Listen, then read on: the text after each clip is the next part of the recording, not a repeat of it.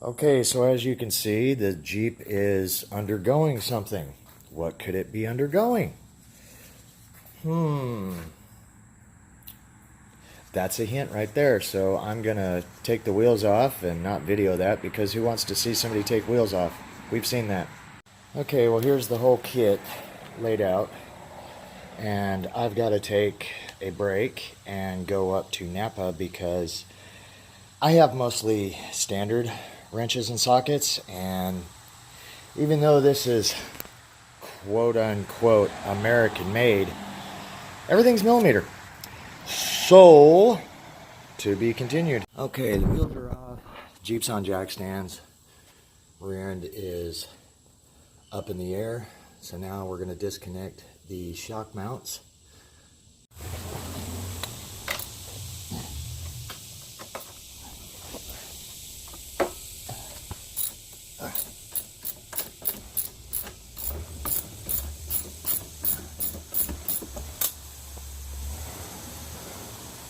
What the hell is that? Oh, that's a semi.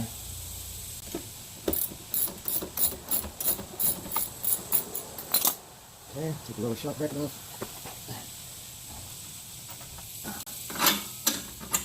And one shot. You can see right there. Take the shock mount off. Alright, now I'm going to be removing the sway bar end links, the top and the bottom.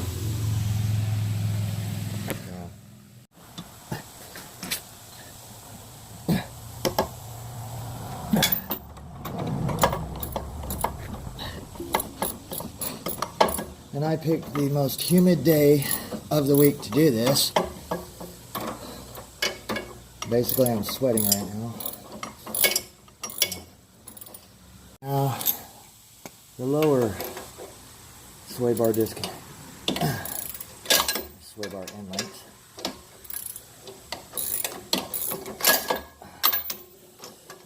Yes, I am using a crescent wrench on one end because when I just went to the store to get new wrenches, I just bought one of each that I'd need, and turns out I need two.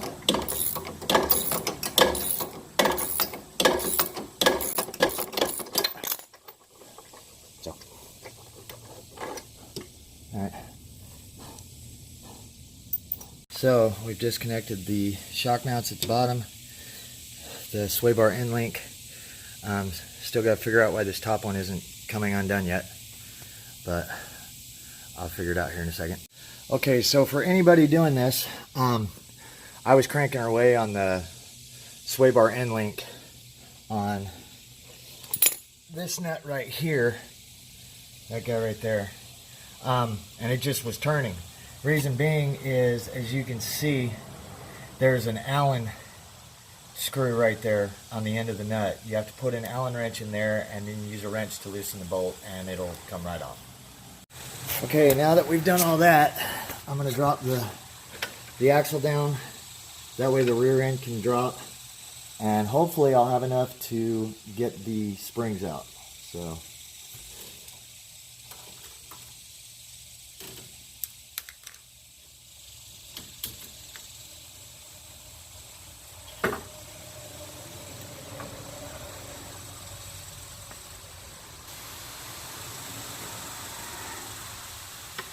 okay, well, that's completely down. So let's hope we can get the springs out now.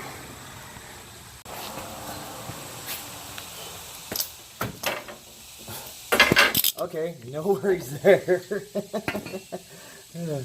Okay, take the spacers out too. Okay.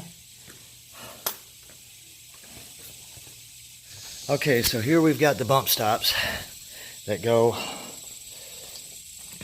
basically right here where the springs were. Every video I've watched, it's put these in first. So I'm going to get the bolts and go from there.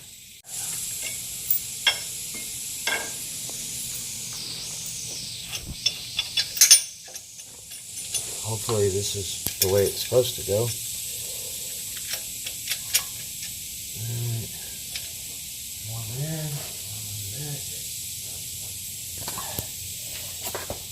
This feels really good on the legs. It'd be nice if I had a nice shop floor to do this on.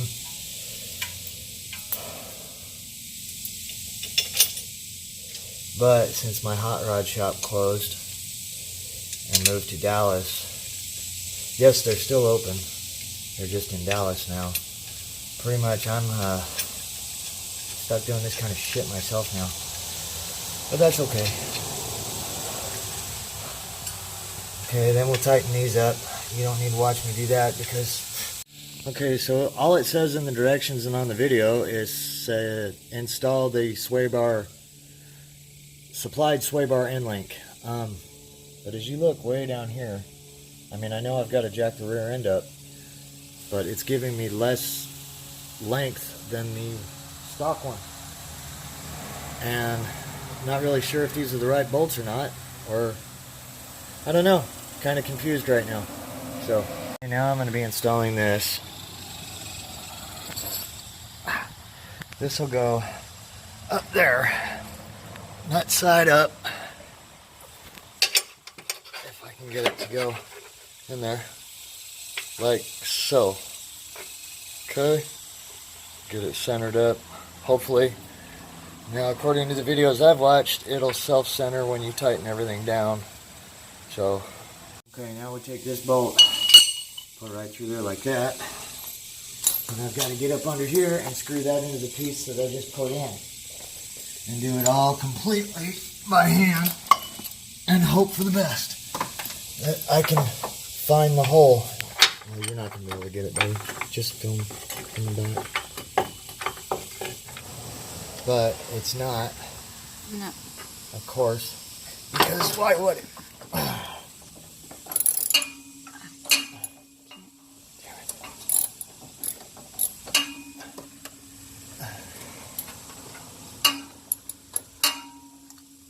That's not working.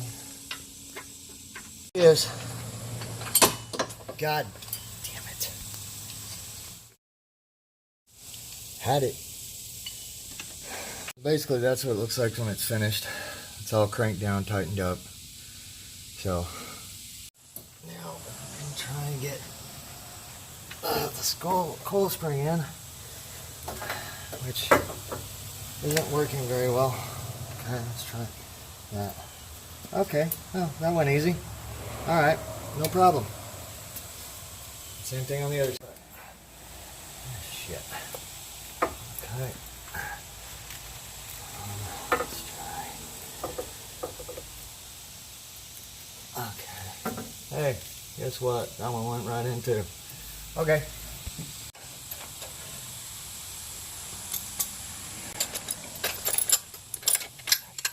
Nope, work.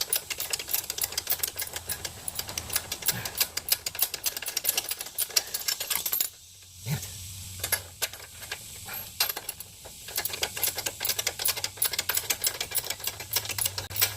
I mean, I guess if I was smart, I could get my extension out and make it a little easier on myself, but oh, why would I do that? Okay, that's straight.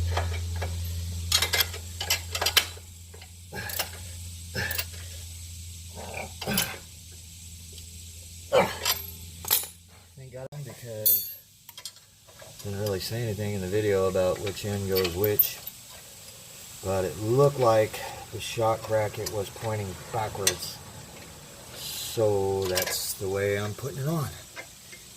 And I guess the holes line up. Do they on the other side? Oh, I guess I should have checked that before I tightened it all down, huh? This is why I hire mechanics. Let's see. Considering the other place we talked to wants $369 to put this in, well, I ain't doing nothing else today.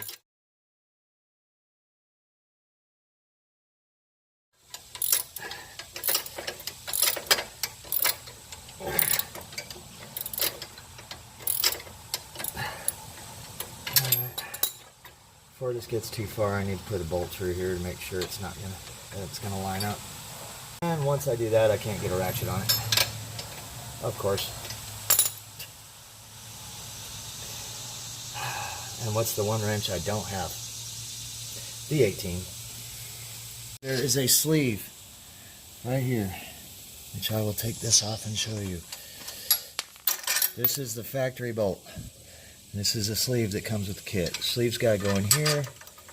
I'll put that through and then tighten that down with the factory bolt. Okay, so it says use factory hardware for the bottom of the sway bar end link. As you can see, that's really long, so I disconnected the top. It helps if you put this in first and then connect it, because you'd have to put it in the opposite direction and it's not ever going to go in that way. It'll be sticking out towards the brakes. This way, if it sticks out, it's really not that big of a deal. So disconnect the top, put the bottom in first if you're going to use the stock hardware.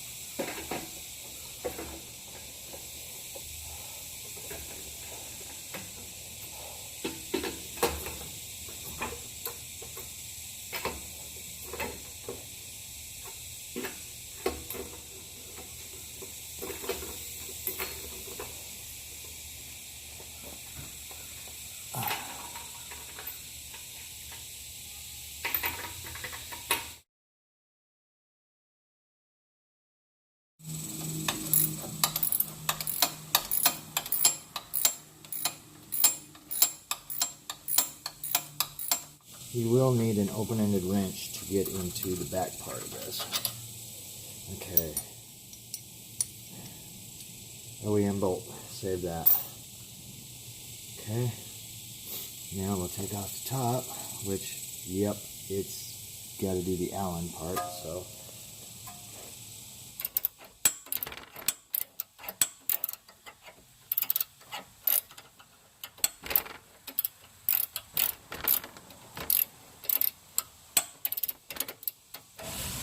See, this is why I usually pause the video, because I'm restraining myself from cussing right now, because it's so tight in here, it's next to impossible. Well, it's just a pain in the ass to get in here.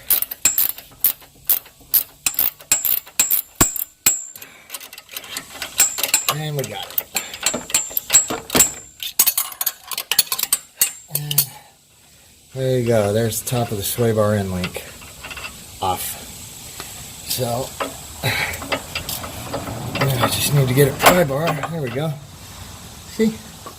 Sway bar end link. Okay, now we'll do the shock mount.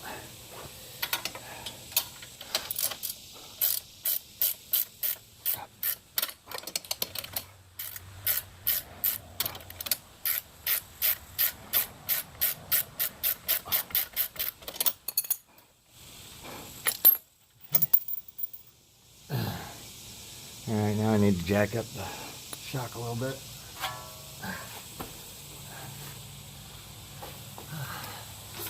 Jack the axle up.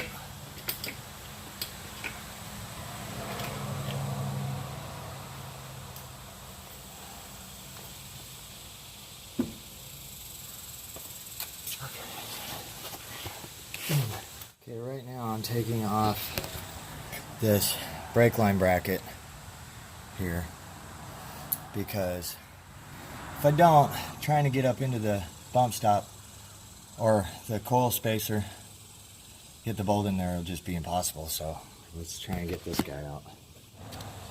And voila, there's that. So get that out of the way for now. Okay, as you can see, the axle's dropped. I've got the Jeep pretty high in the air on the jack stands, so that way I've got plenty of room for articulation. As you can see, I've already taken the coil spring out so I can put the spacers in. Okay, as you can see, that's the coil spring spacer. I'm having trouble getting the coil spring in, so best way around that, jack up the other side, and that'll push it down far enough to where you can get that thing in. Now to the other side. Okay, now we'll take this bolt, this washer, it's got a machine screw on it, this nut, okay? And this will go in the bump stop spacer. So, I'm going to put this down here like this, find the hole, and then we'll put our nut underneath. I can't do this while holding the camera, so I'm going to sit. Okay, now I'll be installing the shock extension bracket. I've seen in other videos that they had to drill this hole out here to get it to go through. For some reason I had no problem, but as you can see, the bracket faces forward, so I'll go ahead and install that real quick. Okay, as you see, put the sleeve on using the factory bolt, because really there's no reason not to, it fits. So do that, and then for the shock we'll use this bolt here that came in the package and this nut that came with it, and that'll go right up here. So got to kind of wiggle the axle around to get it right, but that's where it is right there. And again, you don't need me to show you me tightening bolts. So that's how that looks right there. That's the shock extension. Okay, and there it is. 2.5 inch lift. Now from the videos I've seen on the Light Bright channel, they take their Jeep out and they wheel the hell out of that thing on the same lift kit we've got. Now we're gonna wheel this thing, we're gonna wheel it pretty hard, but since it is Joy's daily driver, we're not gonna get really crazy with wheeling it, but the 33s and the 2.5 inch lift for what we want to do is perfect. And I'm pretty happy with the way it sits now. It doesn't look as much like a postal Jeep, but it's still got that postal Jeep vibe. So there are other things that we're going to be doing with it in the next couple weeks. I'll be doing another video on that. But for now, this is how she sits.